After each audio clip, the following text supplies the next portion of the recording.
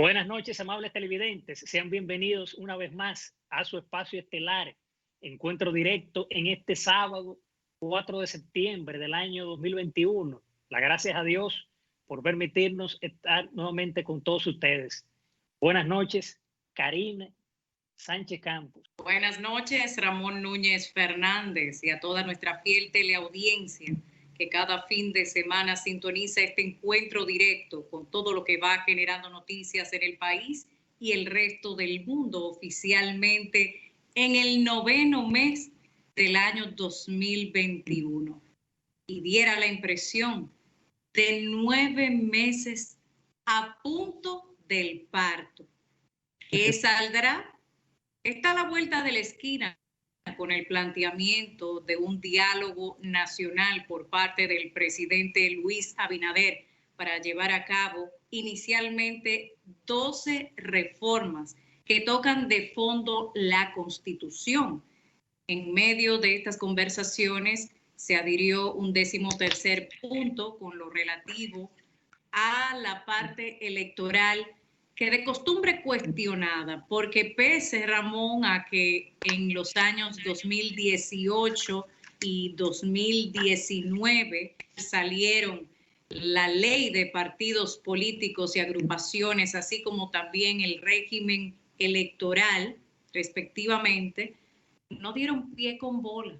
Esto solo agudizó la crisis que se sigue propiciando, y entonces ahora va incluido como un código electoral para este diálogo nacional, al cual confirmaron su asistencia todos los partidos políticos del sistema, con la advertencia que hace el presidente Luis Abinader de que en este diálogo con el liderazgo nacional no aceptará cambios sobre el tema de la elección presidencial. Así que no hay condicionantes, aparentemente, con este artículo.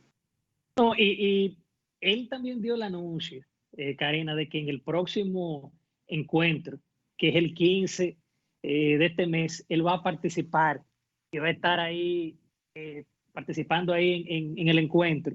Y justamente este es un encuentro protagonizado por el Consejo Económico y Social, donde están básicamente todos los partidos. Vimos, por ejemplo, el caso de los partidos minoritarios que tuvieron sus principales líderes, como el caso de Guillermo Moreno, de los partidos grandes, de la Fuerza del Pueblo, estuvo su coordinador político, Radamés Jiménez.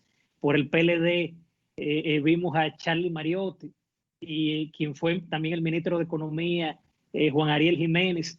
Pero fue más o menos, pudiéramos decir, lo que fue la introducción a lo que más adelante van a ir, porque son varias reformas, 12 en total, en los cuales van a ir planteando poco a poco, que son básicamente reformas necesarias para el país. Aunque hay que tomar en consideración que la gran cantidad de estas reformas ponen entredicho también la realidad posible, porque cada una de ellas, además de tomar el evidente tiempo, es una discusión abierta con los principales sectores de la sociedad, y llevar a cabo todo ese proceso para cada una, definitivamente lo que le resta al presente gobierno de Luis Abinader no dará el tiempo. Esa es una realidad matemática. Las ciencias de los números son exactas. Pero también, Ramón, es importante recordar que en el pasado mes de marzo, por eso digo que el que mucho abarca poco aprieta, sobre todo cuando de plano se toca la Constitución. El presidente había emitido un decreto para el mes que refiero, donde crea el Plan General para la Reforma y Modernización de la Administración Pública, que en sus palabras busca generar valor público, aumentar la transparencia y el cumplimiento regulatorio. También garantizar acceso a derechos, mejorando el gasto administrativo, la calidad de los servicios públicos, de manera que pueda impactar positivamente en la calidad de vida de la ciudadanía, enfocado en 3 fases. Primero, la reestructuración de órganos públicos. Luego, priorizar la discusión, formulación, aprobación y promulgación de un marco legal propicio para la construcción de un Estado moderno, efectivo y centrado en el ciudadano, y en la fase final establecer la ejecución de las medidas necesarias para materializar el nuevo marco jurídico, la desconcentración y descentralización, el fortalecimiento municipal, las mejoras significativas de los servicios públicos, la transparencia y la efectividad de la gestión. Si te fijas, al colocar todos estos elementos en un mismo tablero y con tantos intereses que de por sí cada partido representa, la jugada está difícil, Ramón. Ahora, lo cierto es, Karina, que durante este primer encuentro se aprobó lo que fue la propuesta de agregar el código electoral como tema de discusión. Asimismo, el gobierno también acogió la iniciativa de presentar propuestas específicas sobre cada tema. Debemos de recordar, Karina, en términos por tema, que básicamente a partir del próximo encuentro se van a abordar temas, por ejemplo, sobre la reforma constitucional, la reforma de transparencia y la institucionalidad, la del sector eléctrico, la del agua, de la Policía Nacional, la modernización del Estado, la calidad educativa, la seguridad social, el transporte, la transformación digital, la reforma fiscal, la laboral y la reforma del mercado de hidrocarburos. Es decir, son muchos temas los cuales van a ir abordando poco a poco. Ahí, por ejemplo, en ese primer encuentro participó la vicepresidenta de la República y vimos también a José Ignacio Paliza, el ministro administrativo de la presidencia. Pero como dijimos inicialmente, ya con la misma presencia el día 15 del presidente, ya vamos a ver cómo van a ir analizando y profundizando cada tema.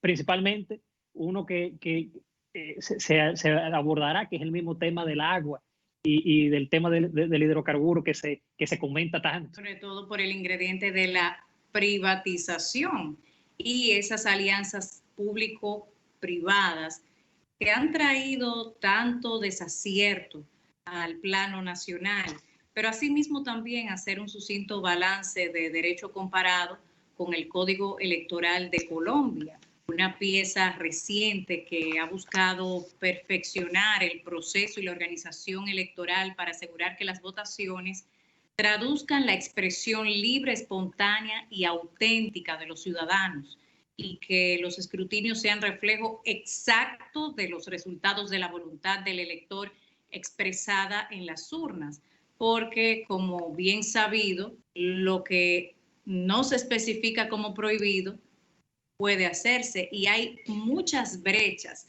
por donde escapar los intereses en materia electoral en el caso de la República Dominicana. Solo recordemos lo que sucedió justo el año pasado, cuando falla lo que de antemano había sido ampliamente rechazado por la mayoría de los partidos políticos. Me refiero al sistema de voto automatizado.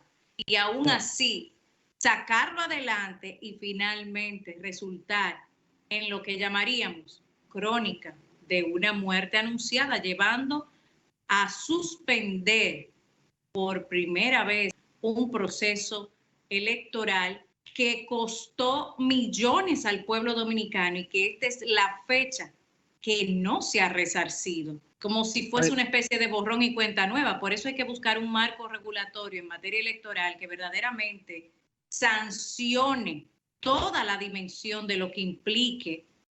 Y para finalizar sobre ese vistazo rápido, Ramón, y los intereses que pueden estar involucrados en este nuevo diálogo nacional, hay que recordar que independientemente de que están llamados todos los partidos políticos, unos más que otros tendrán mayor incidencia por evidentes razones. Sin embargo, el hecho de que el presidente Abinader haya dicho de antemano que no se tocará lo relativo a la elección presidencial, deja a algunos partidos de la oposición en la necesidad de jugar otras cartas sobre la mesa. Y es a lo que estaremos prestando atención. El presidente Abinader necesita los votos también de estos partidos para pasar hacia adelante reformas constitucionales.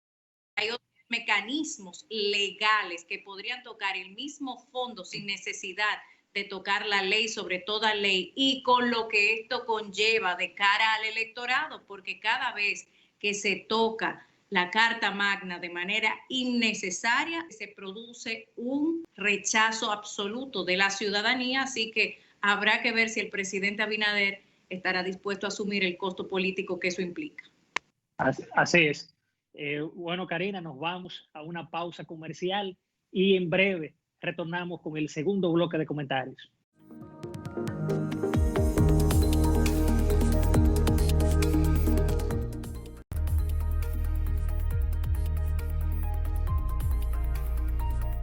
De regreso con Encuentro Directo, abordamos un tema de múltiples aristas, como los tentáculos de la operación Antipulpo.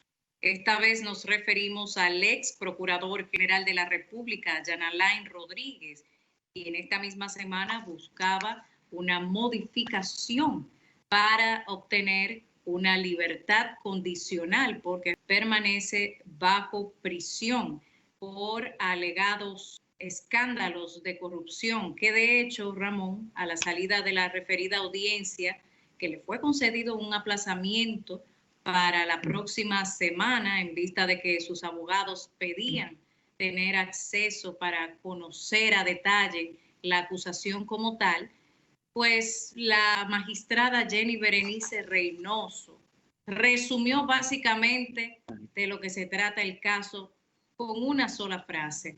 En la gestión de Jean Alain Rodríguez operó un sistema de sobornos y chantajes escandaloso. Y como decimos popularmente, Ramón, para muestra un botón, cuando hasta el historial de las extradiciones, de los casos de la Procuraduría General de la República, toda la data fue desaparecida por su gestión cuando se llevó a cabo el cambio de mando, además de lo que se le está acusando, entre otras cosas, de operar negocios paralelos desde la Procuraduría General de la República como sede y básicamente realizar todo lo que se supone ellos deben perseguir. Exacto. Jean Alain Rodríguez ciertamente fue uno de los principales funcionarios del gobierno de Danilo Medina Sánchez, procurador de la General de la República. Y como bien señala Jenny Berenice, ella también decía que se tratan de hechos muy graves en lo que la Procuraduría General de la República, representada en aquel momento por los hoy imputados del caso Medusa, no solo destruyó toda la data, como tú mencionaste, Karina, del Ministerio Público, sin data histórica, sino que generó un perjuicio y creó un riesgo procesal. Asimismo, recordó que la data de extradiciones fue destruida. Reiteramos que los imputados hicieron un entramado de sobornos y de extorsión, que en su momento el Ministerio Público dará esas evidencias.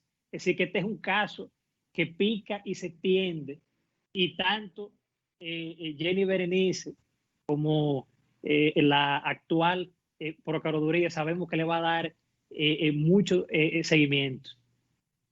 Y aunque se presume inocencia y se es culpable cuando las pruebas así lo demuestren, se está en una fase de investigación y acusación propiamente. La realidad es que lo que se puede ver a simple vista como aquel racimo de plátanos en la caja fuerte perteneciente al ex procurador general de la República nos da más que una idea. Primero, del nivel de burla, pero no perdamos la capacidad de asombro, Ramón, porque es peligroso también. Aún falta mucho por revelar al pueblo dominicano con respecto a cómo operaba esta presunta mafia a lo interno de la Procuraduría General de la República, dirigida por el ex Procurador General de la República, Jean Alain Rodríguez, quien la próxima semana estará entonces asistiendo a una nueva audiencia de medidas de coerción, como la ley establece, revisión cada 3 meses. Esto es un caso complejo, un caso del cual también esta semana hubo nuevos hallazgos, de los cuales el Ministerio Público reservó la mayoría de los detalles porque estamos en una fase de investigación y no se puede obstaculizar este proceso. Sin embargo, cuando el río suena, Ramón, piedras trae. Esperemos pues que el tema de la corrupción sea sancionado en el eslabón que mantiene este vicio, que es la impunidad. Sí. Porque la impunidad es ese motor que mantiene andando la corrupción y que ha llegado a un punto tal de institucionalizarlo, que es lo que en esta actual gestión del Ministerio Público se pretende desmantelar, pero son demasiadas piezas que están cimentadas en lo que ya funcionaba como un sistema institucionalizado de corrupción. Por eso, con sobrada razón, la magistrada Jenny Berenice Reynoso se refiere a esto como un sistema de sobornos y chantajes escandalosos en donde la Procuraduría General de la República incluso abría los sobres de las licitaciones, se inmiscuía en lo que menos podamos pensar, alterando todo el orden de transparencia e institucionalidad, poniendo en riesgo todo lo relativo a la seguridad nacional por igual, chantajeando hasta a los empresarios. Esperamos que finalmente se llegue, como tanto se dice y no se hace, hasta las últimas consecuencias, que son las que establece la ley y que finalmente puedan verdaderamente aplicarse, porque aquí no faltan leyes, Ramón, sino la voluntad y el compromiso de aplicarlas. Así es. Mira, por otra parte, Karina, hubo un tema también protagónico de la semana. Haití ciertamente sigue siendo, y lo hemos dicho en anteriores programas, un estado fallido. Y seguirá siendo dolor de cabeza para la República Dominicana, en donde Estados Unidos se sigue siendo como ajeno a cualquier cosa que pase y se le sigue cargando el dado a República Dominicana. En esta semana, el ministro de Relaciones Exteriores, Roberto Álvarez, dio una revelación y él decía que el gobierno instalará centro para estudiar la situación de Haití y determinará verdaderos intereses de la República Dominicana. Él comentaba que de manera particular dijo que en esta especie de laboratorio sobre la situación de haitiana se busca determinar, entre otros objetivos, cuáles son los reales intereses de la República Dominicana con respecto a Haití. Explicó el tema medio ambiente que involucra a la frontera, que queda dentro de estos estudios que se realizan. También está la situación del mismo dilema con Haití, que él entiende que ojalá que fuera una situación estable, fuera próspero, que no fuera un dolor de cabeza, que haya una sinergia entre los dos países que pudiéramos producir entre los dos. Esos son básicamente parte de ese proyecto que tienen. Y la preocupación de que las bandas criminales que dominan la República de Haití lleguen hasta la República Dominicana. Nuestra frontera es imaginaria. Por allí pasa contrabando de todo tipo, sin el menor de los remilgos, porque hay debilidad institucional que aprovechan los vecinos haitianos para beneficiarse, sobre todo cuando en su propio país no se le garantiza ni siquiera el más básico de los derechos humanos, que es el derecho a la identidad.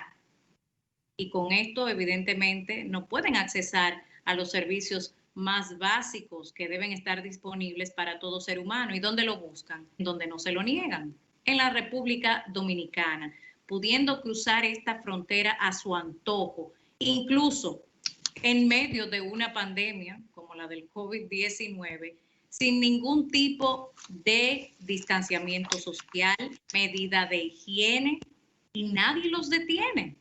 Entonces, ¿cuál es la fuerza militar que tenemos? ¿Cuál es su función? Pero con toda razón, aquí la preocupación del canciller Álvarez de las bandas armadas es que éstas puedan penetrar y armar el caos desde la República Dominicana.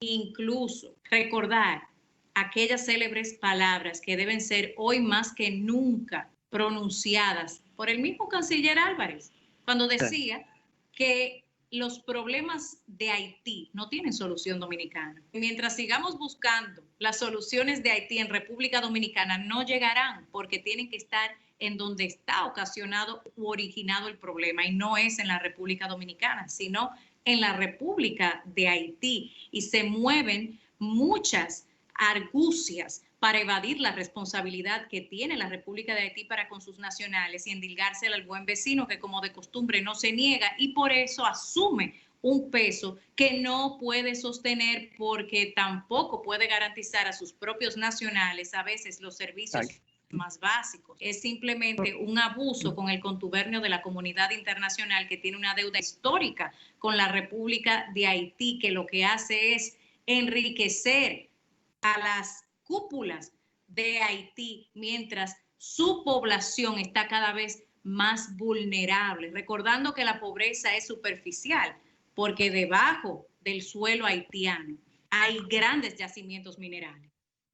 Por eso en ese sentido, Karina, tú hablabas de eso, de lo que es esa amistad entre República Dominicana y Haití, porque también él comentaba que él no ve viable una fuerza de paz a ser implantada en Haití, debido a que según él ese modelo no se resuelve y el problema tampoco, ese mismo problema haitiano. También el canciller reiteró que el comercio informal que se genera en la frontera que divide a las dos naciones asciende a la astronómica suma de 421 millones de dólares anual. De esos recursos, 330 mil millones de dólares le producen las ventas dominicanas hacia Haití. Pero está también la misma situación, Karina, que tú dices, de esa frontera imaginaria, porque ahora después de este terremoto, vamos a ver ahora el problema ese de esa migración, de esos habitantes haitianos queriendo entrar o han entrado ya luego de este terremoto que ha causado y seguirá causando estragos a esa nación. Pero para que quede claro el plan de conspiración y no la teoría de conspiración, lo más reciente es que un banco internacional suministró $1 millón a la República Dominicana para que nuestro país se lo facilite a Haití y ellos entonces poder aplicarlo para las ayudas tras el más reciente sismo. ¿Por qué utilizar como trampolín a la República Dominicana cuando ellos pueden directamente emitir estos fondos al país afectado? Es simplemente una visión globalista de que pretenden anclar la República Dominicana con la República de Haití a como dé lugar. Así es. Bueno, Karina, nos vamos a una pausa comercial y en breve retornamos con la entrevista estelar que nos acompañará el licenciado Radamés Jiménez, abogado y coordinador político de la Fuerza del Pueblo. Ya volvemos.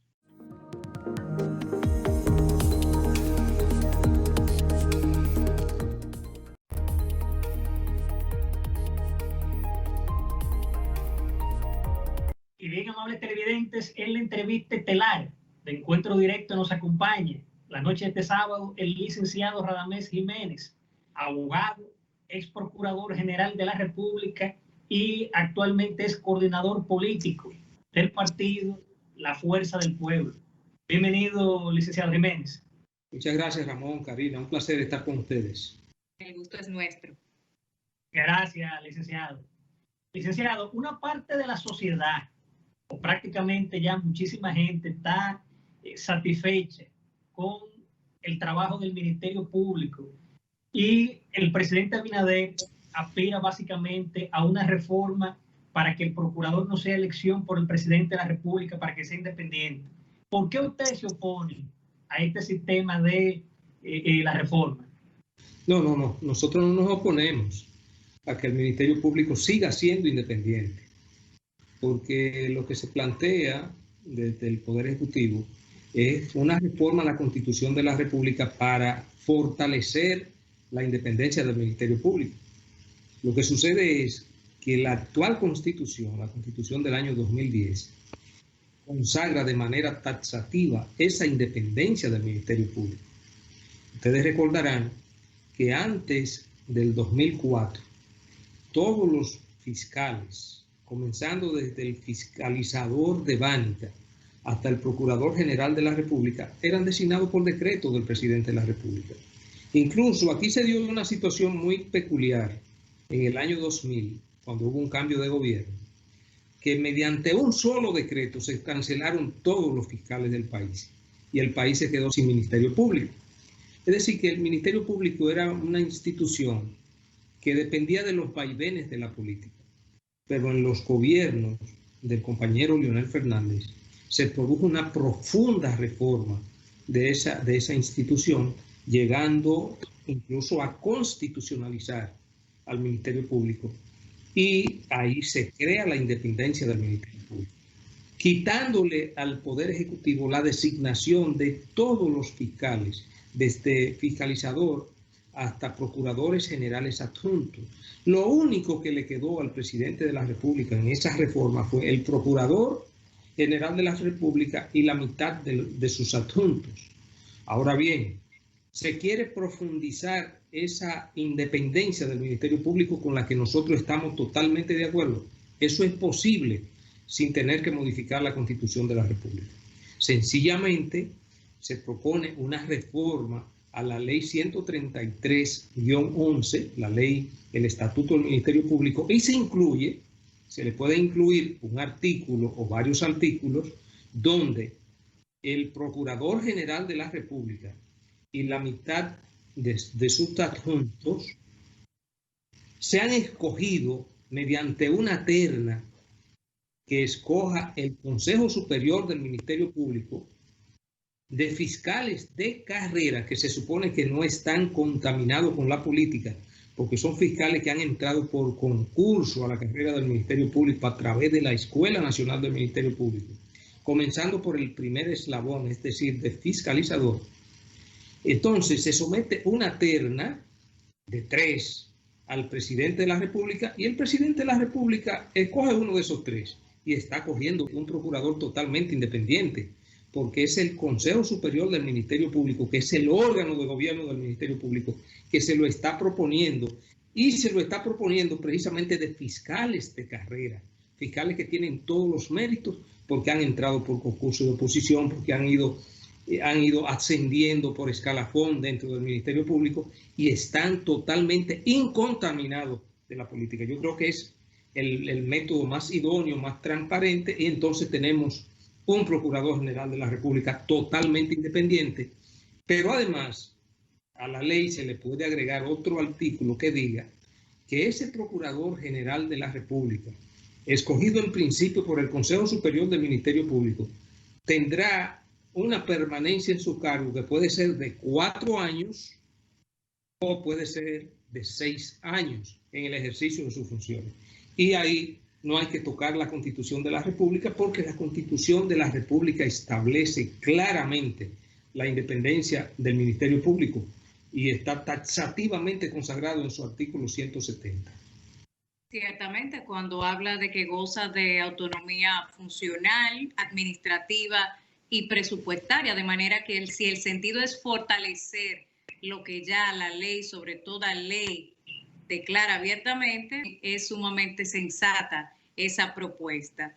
Ahora bien, también recordamos a su llegada a la Procuraduría General de la República hace más de una década, y con esto algo que marcó un antes y un después positivamente para el órgano fiscalizador con respecto al proceso de institucionalización y modernización del Ministerio Público, así como también del sistema penitenciario nacional en la República Dominicana.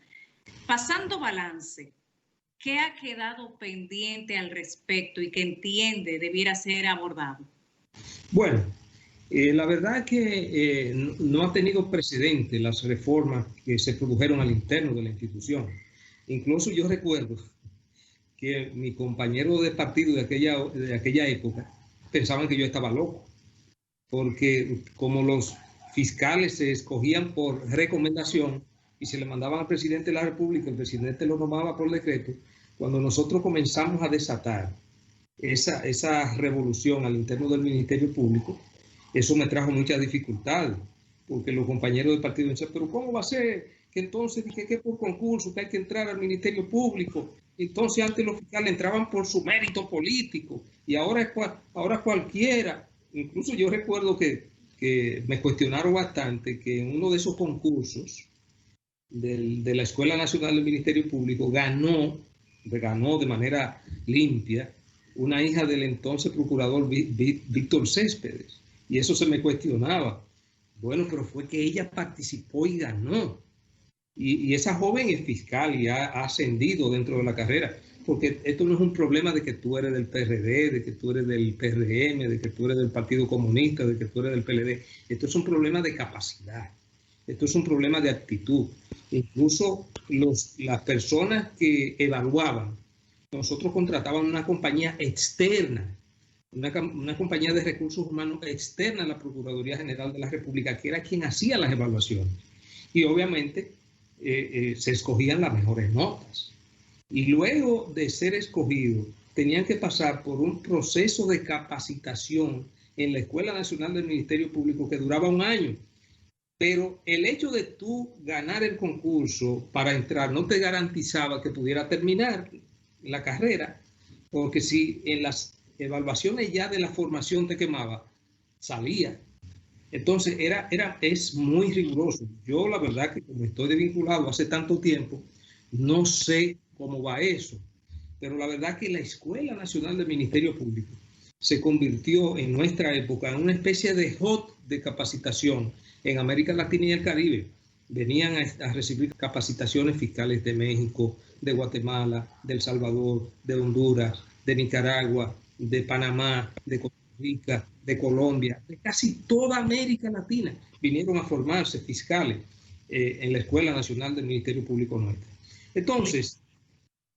Entonces, obviamente, fue un avance extraordinario.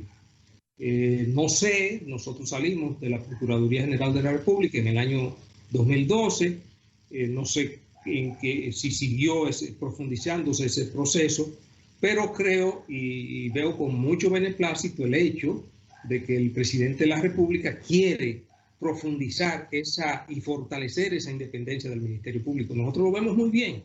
Lo único que nosotros no coincidimos en el sentido de que no es necesario llamar a una reforma constitucional para hacerlo, si tenemos el instrumento idóneo que es la ley. Y la Constitución así la consagra, esa independencia. Entonces, con la ley nosotros blindamos esa independencia y si se quiere real y efectivamente un proceso de transparente, ¿qué más idóneo que el Procurador General de la República, que resultar electo de unas ternas, sea un fiscal de carrera? Es lo más idóneo que ahí culmine esa carrera como Procurador General de la República. Que hay una inmensidad de fiscales sumamente honestos, preparados, con una capacidad que no la va a tener uno que esté fuera, que conozca más la institución que uno que esté fuera, como la conocen ellos, porque han hecho de eso su vida. Entonces yo creo que sería la culminación ideal y fortalecería aún más si es que se tiene realmente la intención de fortalecer esa independencia del Ministerio Público. Licenciado, ¿cuál es su opinión sobre el primer año de gestión del presidente de la República, Luis Abinader? Bueno, tiene sus luces y sus sombras.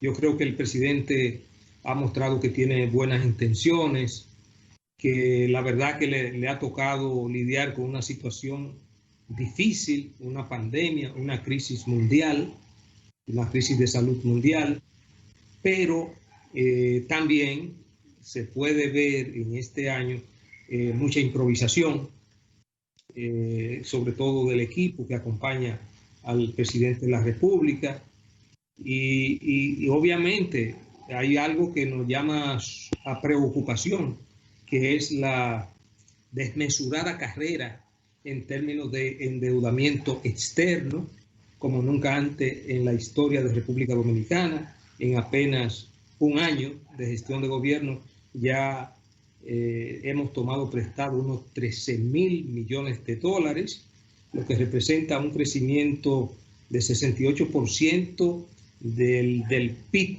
de la deuda, que estaba antes de este gobierno en un 56%. Que ha crecido de manera exorbitante y la verdad que independientemente de que ha habido que invertir recursos en términos de lo que es la adquisición de vacunas, etcétera, etcétera, pero después no se ven otras inversiones que sean realmente ostensiblemente visibles para la ciudadanía. Pero otra cosa que preocupa enormemente es la forma en que ha crecido la inflación, 14 puntos. Uno de los índices inflacionarios más altos de América Latina, Somos el tercer país de América Latina con la inflación más alta. Solamente nos supera Argentina y Haití.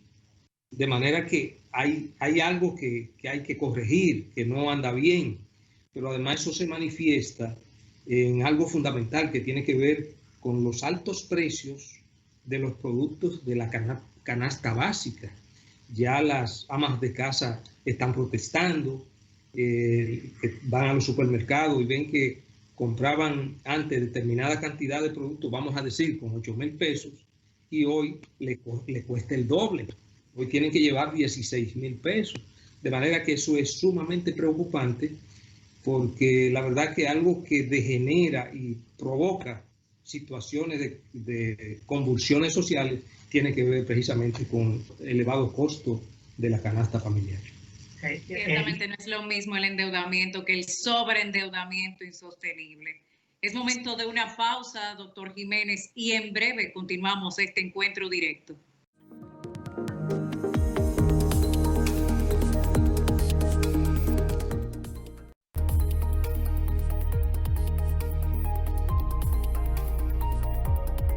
Ya estamos de regreso con Encuentro Directo junto al doctor Radamés Jiménez, ex procurador general de la República, abogado, político, coordinador general de la Fuerza del Pueblo.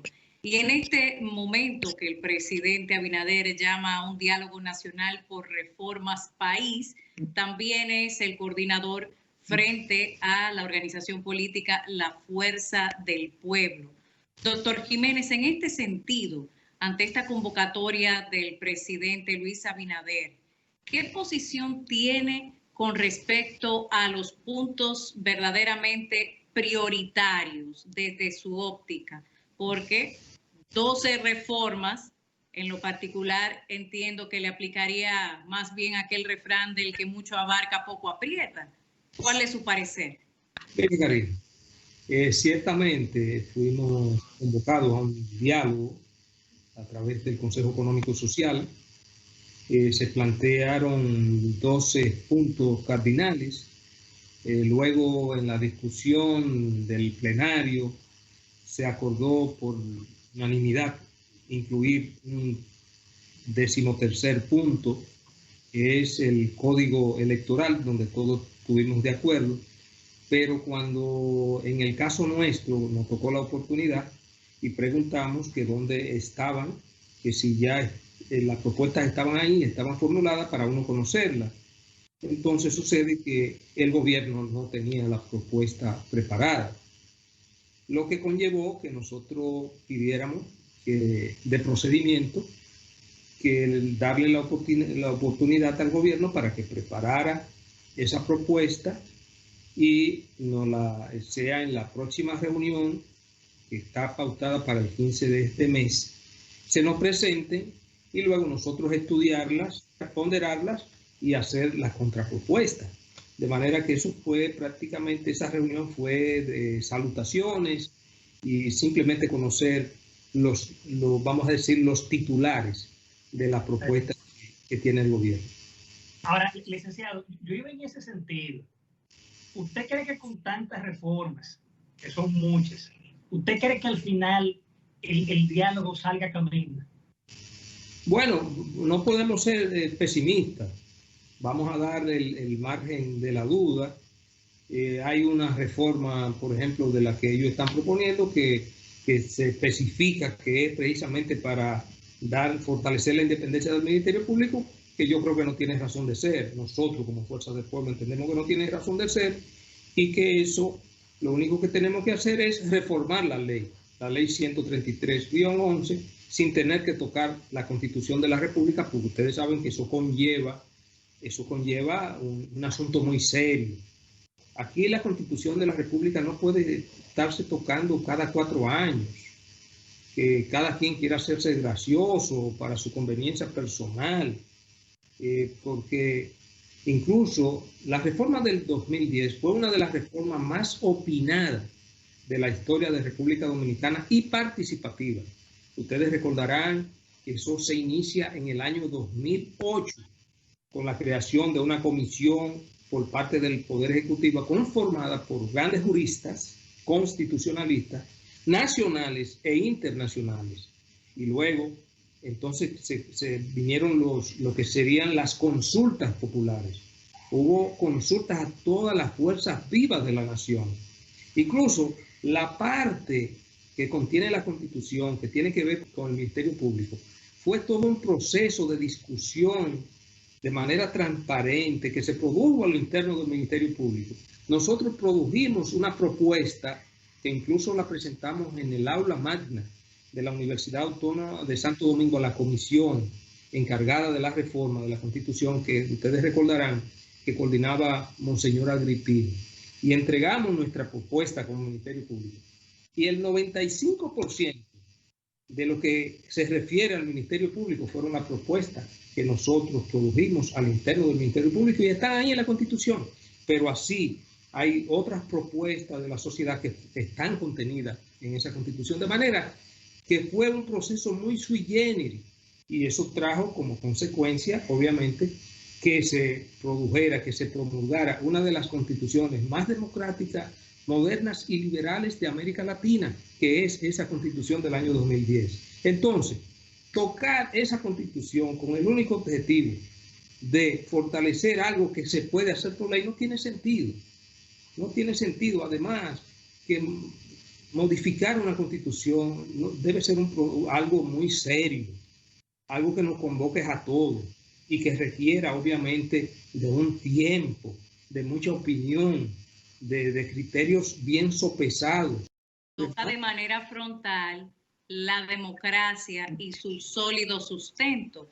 En este sentido, me voy a referir a las declaraciones que esta misma semana el líder de su partido, la Fuerza del Pueblo, el doctor Leonel Fernández, advirtiera sobre poderes supranacionales que debilitan la soberanía nacional, condicionan a través de préstamos. Y esto es sumamente peligroso, pero lo que muchos han llamado por décadas teoría de la conspiración, queda claramente evidenciado que es una planificación de la conspiración. Ya dejando el panorama planteado, el doctor Fernández, de que la única manera de que un gobernante puede gobernar es condicionando la soberanía nacional. ¿Se deberá a esto la situación que tenemos con la fallida República de Haití, que parecería que la República Dominicana terminará cargando completamente con este país, un país también pobre? Siempre las potencias que nos rodean han tenido una agenda oculta con Haití. Y esa agenda oculta siempre tiene como pretensión inicial tirarnos la carga de Haití única y exclusivamente a nosotros. Como todos vemos, todos podemos ver, Haití es una nación fallida, es un estado fallido. Y obviamente cargar con esa responsabilidad no es única y exclusivamente un rol que debe desempeñar República Dominicana, sino de toda la comunidad internacional. Entonces, la verdad que hay que tener mucho cuidado con esto de tocar la Constitución de la República, porque ustedes saben que cuando se desata un proceso de reforma pueden surgir muchas cosas que no estaban aparentemente en la intención que se tiene. Colarse manso con cimarrones. Exacto, colarse manso con cimarrones. Usted sabe que nuestra Constitución establece el jus soli, el jus sanguini, y desde estamentos internacionales incluso trataron de que desde que se declarara inconstitucional nuestra propia Constitución, una aberración, la verdad que un atentado vil a nuestra soberanía. Sabiendo que la ilegalidad no genera derechos, doctor. Así es. Entonces hay que tener mucho cuidado, y más en estos momentos, de desatar un proceso de reforma innecesario. Porque la verdad es que este instrumento que nosotros tenemos incluso es modélico para América Latina y el Caribe. Cuando se va a producir algún tipo de reforma, los foros internacionales de derecho constitucional, el ejemplo que se pone es la Constitución del año 2010 de República Dominicana. Entonces, ¿cuál es la necesidad de tocar este instrumento? En el año 1978 se produjo la reforma constitucional española, Y al día de hoy, esa constitución no ha sido tocada. Y hablar de tocar esa constitución, eso crea una revuelta en España. De manera que en apenas del 2010, 11 años, ya se tocó una vez específicamente para introducir la reelección presidencial en el año 2015. Hubo otro intento en el año 2019, al cual nosotros nos opusimos, y que fue la génesis del rompimiento de nuestra parte con el Partido de la Liberación Dominicana. Entonces, la verdad es que yo creo que va a haber problemas si se intenta nueva vez modificar esta constitución, porque va a encontrar un valladar de opiniones, comenzando por la Fuerza del Pueblo, que nos vamos a oponer. Licenciado, según su punto de vista, ¿cómo usted definiría las relaciones tanto del Partido Revolucionario Moderno como la Fuerza del Pueblo? ¿Usted cree que ya realmente acabó esta luna de miel luego de un año de gobierno, sumándole también luego del discurso del expresidente Fernández? Bueno, Ramón, mira, nosotros tuvimos una alianza coyuntural en términos congresionales y municipales en algunos municipios con el Partido Revolucionario Moderno. Las relaciones se puede decir que son unas relaciones normales, pero hay que estar claro que nosotros somos un partido de oposición. Nosotros no somos aliados del gobierno. Nosotros coyunturalmente en unas elecciones fuimos aliados en algunos aspectos, en el aspecto congresional, en algunas senadurías y en el aspecto municipal en algunas alcaldías. Pero ya eso terminó. Eso terminó en julio del año pasado. De manera que nosotros somos un partido claramente de oposición. Eso sí, que una oposición responsable, racional, crítica cuando tiene que ser crítica, siempre velando por los mejores y más sanos intereses del país, que creo que es lo que le corresponde a una oposición. Ahora, no es una oposición por hacer oposición. Ustedes han visto los planteamientos de nuestro líder, el compañero Leonel Fernández, que incluso hubo alguien que trató de refutarlo y lo que hizo fue fortalecerlo, porque es la verdad. Lo que expuso el compañero Leonel Fernández, su alocución que dirigió al país, era pura y sencillamente la verdad por lo que está pasando el pueblo, y nosotros, y sobre todo nuestro líder, tiene que velar por los intereses y por los mejores intereses del país. Bien, licenciado, solo nos resta agradecer su participación aquí en Encuentro Directo. Muchísimas gracias. Gracias a ustedes, Ramón y Karina. Un placer.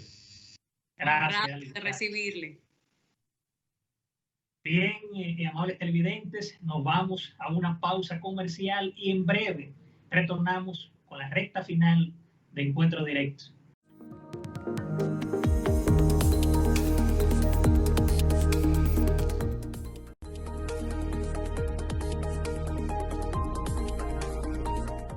Languidece el sentido común en un mundo acaparado por la posverdad, que distorsiona los hechos y carece de la lógica más elemental. ¿Qué decir cuando el hacer contrasta con el pensar?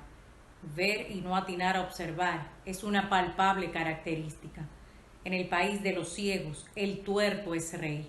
Mientras más inclusión se aduce, mayor exclusión e invocación de privilegios, donde volver a la normalidad es el señuelo, insistiendo en multiplicar el mismo método ineficaz, con alto costo humano y material. Una herramienta supuestamente de salud, carente de garantías científicas y morales, se erige como pasaporte político y maquiavélico, creando ciudadanos de primera y segunda categoría en un deshumanizado despropósito. Con esta medida, temporal no es en la acepción de transitorio, sino de tempestad. Sujétense, que el mal tiempo sacudirá al mundo. No son medidas temporales. Ninguna logra terminar lo interminable porque es endémico. Además, estando unos y otros en las mismas condiciones de contagiar y propagar, resulta evidente que el objetivo del pasaporte no es detener el virus, sino propiciar otro mucho más peligroso, de control, como advirtiera el escritor francés Honoré de Balzac. El socialismo que presume de juventud es un viejo parricida. Él es quien ha matado siempre a su madre, la República, y a la libertad, su hermana.